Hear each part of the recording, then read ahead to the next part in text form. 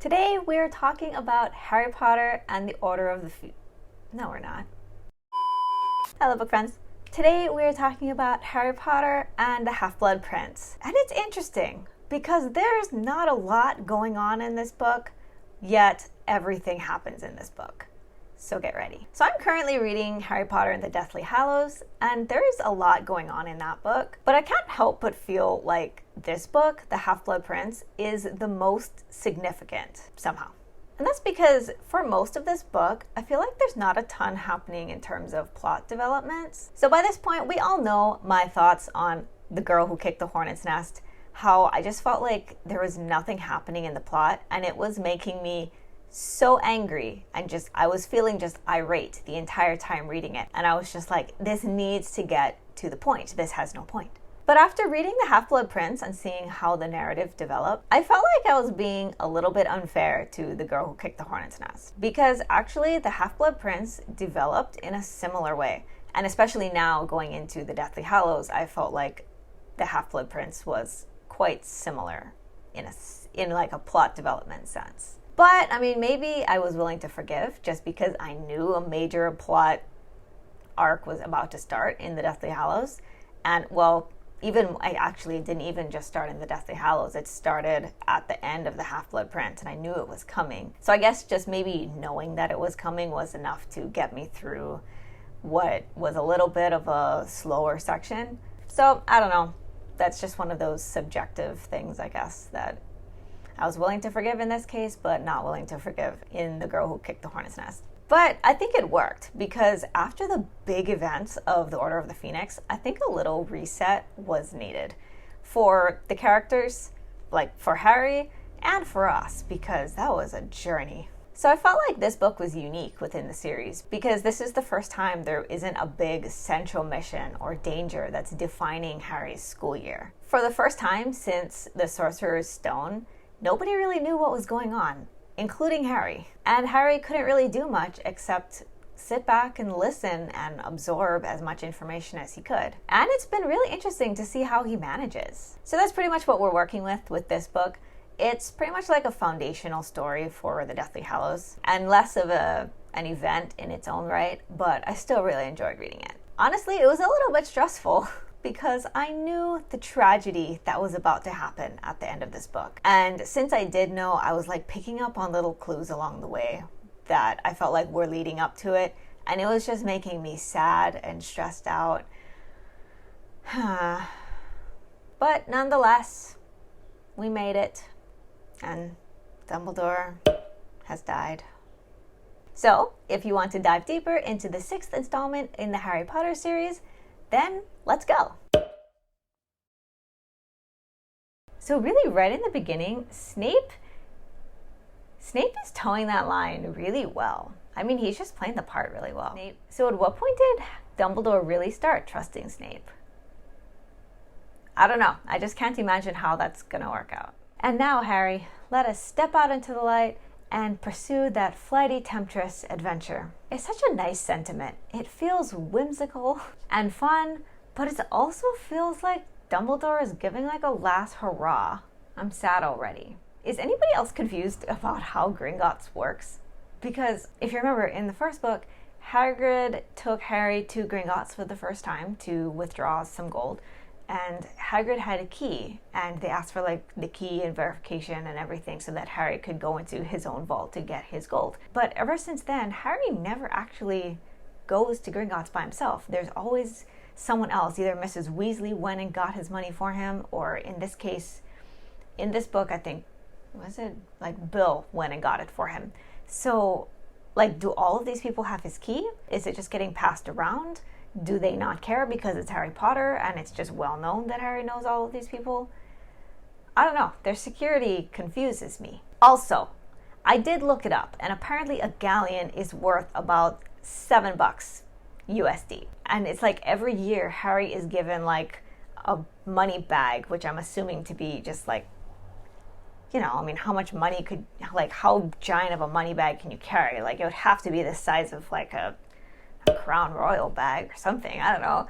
And so like that, and so I'm thinking that's worth maybe like $1,000 tops. Like, is that enough money for the entire year? Especially how, given we know how Harry spends money. He buys everything off the trolley on the Hogwarts Express. He goes to Hogsmeade and he buys everything. He buys those omniocular things that were 10 galleons each, so $70 or so. He bought 3 of them, one for him, Ron, and Hermione.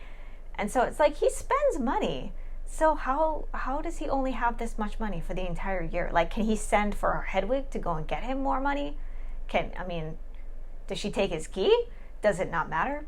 That's one of the few plot points or plot holes that I've found confusing in this series. So I've noticed by this point, several Death Eaters have identified themselves as Voldemort's most loyal follower. Barty Crouch Jr. So there was Barty Crouch Jr., who said he was the most loyal follower in the Goblet of Fire. I think Wormtail also said he was the most loyal follower in the beginning and at the end of the Goblet of Fire. And then Bellatrix. So it's like they all think they're the most loyal follower. And I'm just wondering, who really is? Or does it not even matter? Does Voldemort not even care who is his most loyal follower? Because all he cares about is himself. And he himself is his most loyal follower. And he doesn't really trust anybody. So nobody's a loyal follower.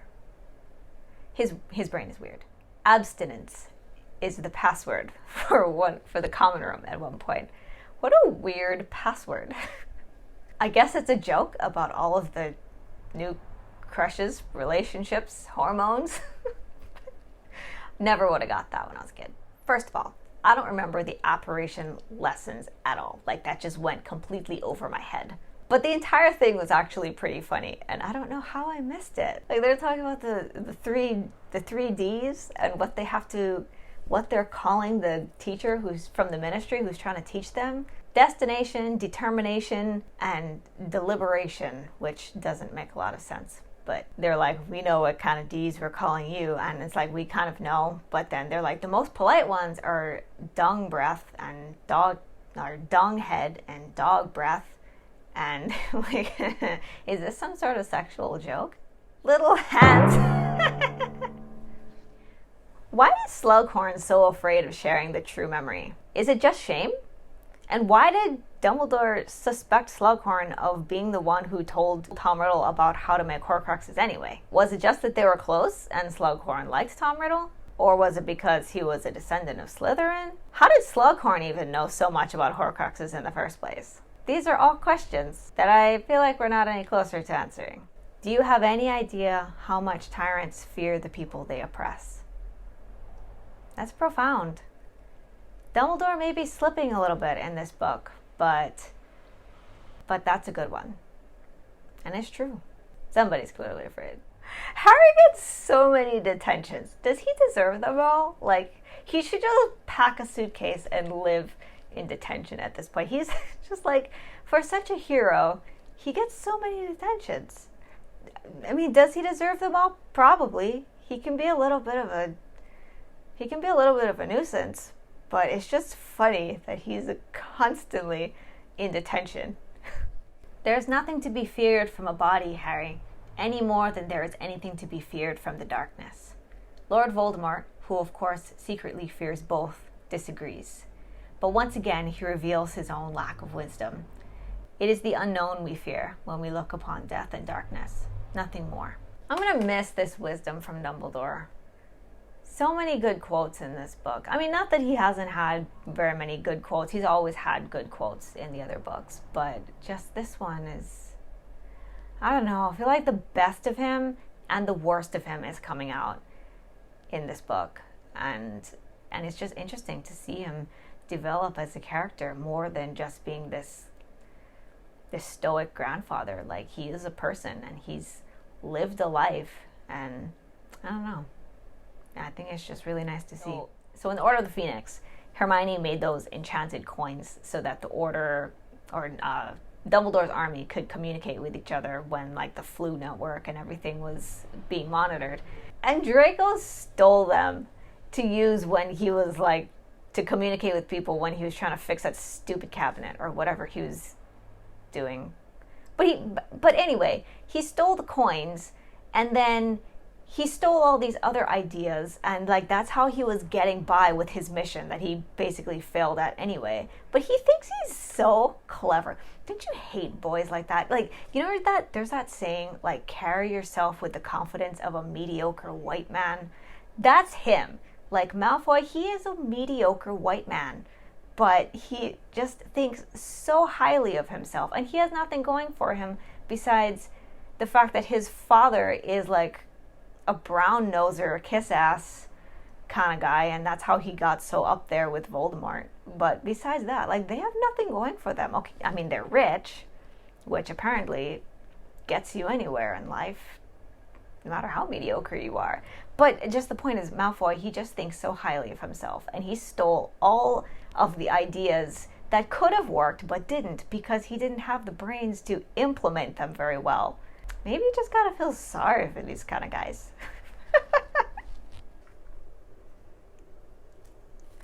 So if I had to sum up the tone of this book, I would probably say befuddled and exasperated. And also sad, mystifying, confused, hormonal.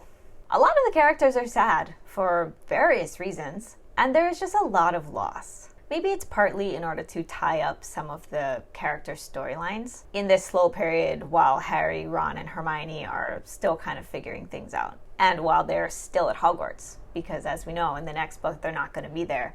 So it does make sense to tie up some of the loose ends at Hogwarts now, because this is kind of the last chance for them. The highlight of this book is that it's finally giving us Tom Riddle's backstory to help Harry and help us understand how Voldemort became Voldemort, how he became the worst person on planet Earth. And it was a pretty sad upbringing that didn't register at all when I was reading this as a kid. So Tom Riddle grew up in an orphanage because his mother died. That much I think I knew, although I'm still a little bit confused about the circumstances surrounding her death. So the story is that she took Tom to the orphanage and she died there at the orphanage. And maybe it's mentioned, but I'm not sure why she died. But she just died. So there's that, Tom's sad origin story. In addition to that, Tonks is sad about something.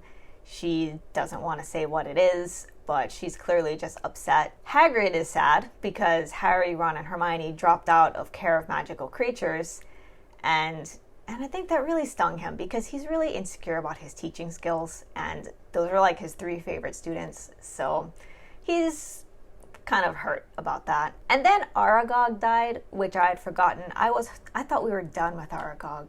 I don't want to hear anything more about Aragog, but he died. I don't think anybody was sad about that except Hagrid. But nonetheless, Hagrid was sad and I felt bad for him. Probably the worst thing and the most sad thing is that you can tell that this story is working up to Dumbledore's death.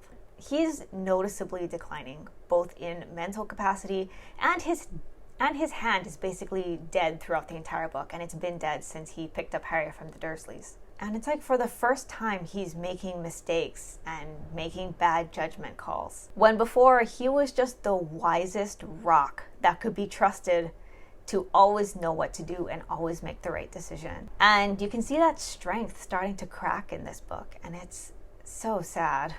Because I knew what the book was leading up to, and all the time I was just thinking, I am not ready for this. And then there's Harry, and he just seems exhausted. In The Order of the Phoenix, Harry felt like Dumbledore was ghosting him. And in this book, Dumbledore is no longer ghosting him, but everybody in the Order is ghosting him. I'm actually not sure what's going on with the Order at this point, because we haven't heard from them. I don't know if they're on a hiatus, or if they fell apart after Sirius died, or what's going on with them. But either way, Harry really misses Sirius, and he's just sad that no one from the Order is contacting him. Because between Sirius and the Order, Harry finally felt like he found where he belonged. And now that's all just been ripped away, and he's sad about it. At least now, Harry feels like he's connected with Dumbledore somewhat again, although he's still frustrated because Dumbledore is withholding information and not telling Harry everything that Harry wants to know, even though, there is a greater plan. I can't pin I can't pin down how I want to divide the blame on this one. Like, is the problem more that Harry is just being impatient and a temperamental teenager? Or is it that Dumbledore is intentionally keeping information from Hagrid against better judgment? I'm just going to say they're both to blame, somewhat. So basically, Harry is still feeling down and somewhat disconnected. Meanwhile, Harry's superior instincts tell him that Malfoy is definitely up to something. But everybody seems to just be dismissing his concerns. So he tells Mr. Weasley before he gets on the train at King's Cross to go to Hogwarts, and Mr. Weasley kind of half-heartedly tells him, yeah, he'll look into it. But Harry isn't super discouraged yet at this point, so it doesn't really bother him. But then later he tells Dumbledore, and Dumbledore doesn't seem to take his concerns seriously. He just kind of blows him off. And this rattles Harry because Harry is so used to being taken seriously. He's used to Dumbledore trusting him, especially with what happened at the end of The Prisoner of Azkaban, where Hagrid gave him and Hermione the mission with the Time Turner to go back and save Sirius and save Buckbeak. And now Harry just feels like Dumbledore is not taking him seriously, and that just confuses him. And he doesn't know what to make of that. And of course he tells Ron and Hermione. Ron has a somewhat apathetic reaction, and Hermione just outright dismisses him. Hold that thought on Hermione, because in the last video, I think I'm going to talk a lot about Hermione's character, such as somewhat the moral and ethical implications that come with being very book smart. That's a terrible way to describe it. I'm not even sure that makes any sense, but I'm going to pin Hermione down, and we're going to talk about her in the next video. So anyway, all of Harry's frustration from the last book has now turned to hysteria. But you still can't blame him because he's still being kept in the dark up until the very end. And at that point, the opportunity for him to ask questions has passed. So Harry is having these private lessons with Dumbledore, but they're not like practical lessons where Harry is learning any sort of particular useful skill. These are basically cryptic history lessons. Harry is being fed Tom Riddle's personal story as Dumbledore wants him to see it. But Dumbledore isn't giving Harry any clue as to what he's supposed to make of it. And Harry can tell that Dumbledore isn't telling him the entire story because he's asking straightforward questions and Dumbledore is outright refusing to answer. And so this is making it difficult for Harry to trust the process. But honestly, are any of us really good at trusting the process when we don't know what's going on? We all hate that. And Harry pesters Dumbledore multiple times about why Dumbledore trusts Snape. And Dumbledore is losing patience, which is out of character for Dumbledore. And so I saw that as just another clue about Dumbledore's fate. So yeah, emotions are running high in this book, but since there isn't a clear mission to focus on, everybody's emotions and relationships and intel gathering are the main focus. So I mean, things are coming together.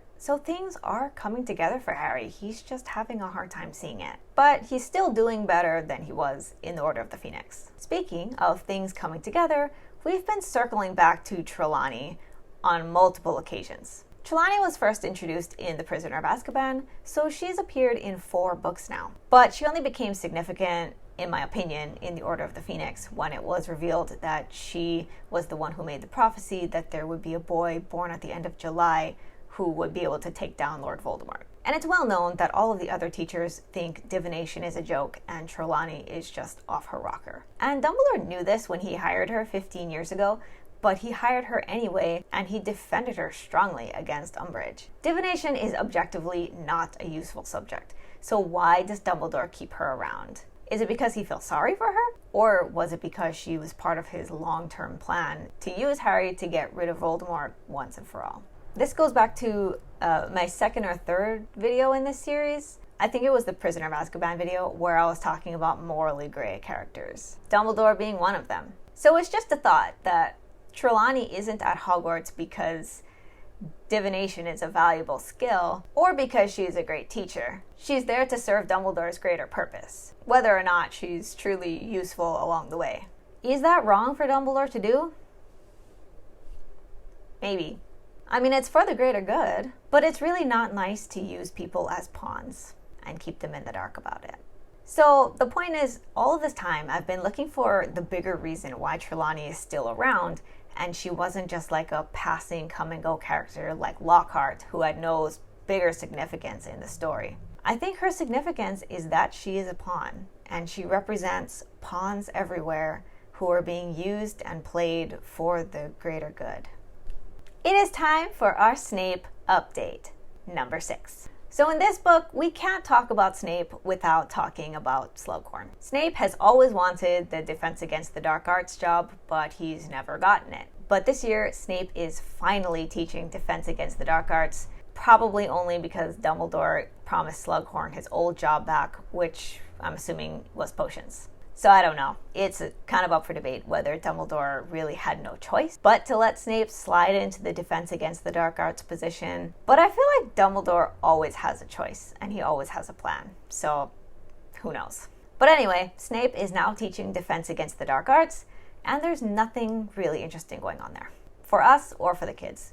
They're doing a lot of reading and writing in that class. The interesting stuff is happening over in potions. As we know, Harry finds the Half-Blood Prince's used textbook, and he starts following the non-professional textbook writer's instructions on how to brew all of these potions. And he starts outperforming Hermione in all of the potions making, and she is not happy about that, by the way. Harry also learns a new curse from the book, Sectum Sempra, which, by the way, I accidentally mentioned in a previous video. I think I said it was the spell that Snape whispered in Malfoy's ear to make a snake come out of Malfoy's wand in the dueling club. That must have been a different spell, because this is a curse. It doesn't make a snake. So, I mean, long story short, Harry and Ron and Hermione find out that Snape is the Half-Blood Prince, and the prince is a reference to Snape's mom's maiden name. This is the point where Snape is finally coming to the forefront as a key player, rather than just some annoying adult bully. We still don't know that much about his past at this point, or why he's been towing this very difficult line between good and evil, hero and toe rag. But the answer is coming. We're almost there. Although I am having a few reservations. As a kid, with my very surface level understanding of humans, and let's be honest, I probably still have a very surface level understanding of humans, I wanted to categorize Snape as either a good guy or a bad guy. Snape was either a Death Eater or he was a Dumbledore's army troop. One or the other. He apparently turned out to be on the good side, and by good side I mean Dumbledore's side, but I don't think we can ever consider him a Dumbledore's army troop. Because he's just done so many bad and mean things, especially to Harry, that were not done on account of trying to act like he was on Voldemort's side for the sake of being a spy. He just did a bunch of mean things to Harry because he could.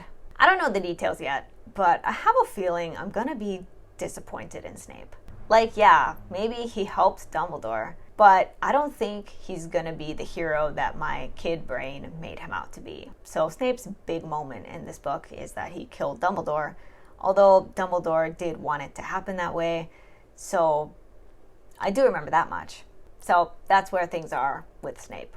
So all in all, things are really coming together from the previous books. All of the world building from the previous books is just coming together so beautifully, and it's just amazing to see. Some characters and bits of info are being wrapped up and tied up with a little bow, while others are coming back, and things that you'd forgotten about are back, and it just feels so tight. Like there's nothing, there are no loose ends. It's just so tight and well written, and I guess just edited really well. And I just love seeing things from several books ago come back that you thought could have just been a passing thing, and you find out how important it really is after all. And I just get a little thrill out of that every time I see something, and I'm like, wow, it came back. So I'm still just having such a great time reading this series and discovering all of these little things that I never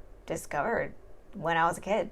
It just feels like a whole new experience. And I'm sure if I decide to read this series for a third time sometime in the future, I'll discover even more new things that I haven't discovered this time. This should always be the best part in a series. And it is in this case. The part where all of the information that you've gathered up until this point is really starting to form a complete picture and make sense, getting in line, and things are just getting in line for the final battle, or the conclusion, whatever it is. But unfortunately, this is where some junk series start to fall apart. And that's always so disappointing when you've gotten so far in a series and right before the final conclusion, it starts to just go off the rails. I'm so glad that didn't happen in this series. I'm so glad I found it just as exciting. And going into the conclusion, I am just ready to go. I'm ready to find out how all of this works out. So this book didn't get a ton of action, but it was still super interesting and engaging, whether it's because I just care about the characters or it's just amazing writing. I'm not sure what it is. All of the little things that are happening don't feel pointless, and you can just feel the relevance of every little word that's said. I can't explain it. Maybe it's just precedent. Like, absolutely nothing has been pointless in this entire series so far. So why would it start now? So compared to that other book, that shall not be named, where the calm before the final storm is just a bunch of talk about characters hanging out in hospitals and articles about foreign-built toilet conspiracies. But that's a rant for another day. So, those are my thoughts on Harry Potter and the Half-Blood Prince. I can't believe I'm on the last book. This has been a wild, wild ride, and I'm not ready for it to end. If you enjoyed this video, please leave a like, subscribe if you haven't already, and tell me in the comments, do you think Snape is really the good guy that our childhood brains think he is? That's all for today. Thank you for watching, and I will see you next time. Bye! Now that I'm